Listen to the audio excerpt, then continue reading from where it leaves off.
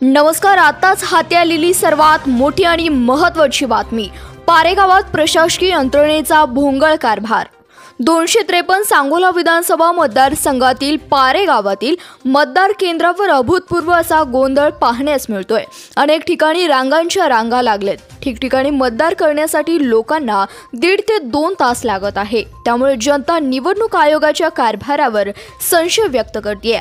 सकाळपासून या मतदार केंद्रावर गर्दी उसळली आहे, परंतु प्रशासनाने कोणत्याही प्रकारची सूचनांची अंमलबजावणी केलेली दिसून येत नाही.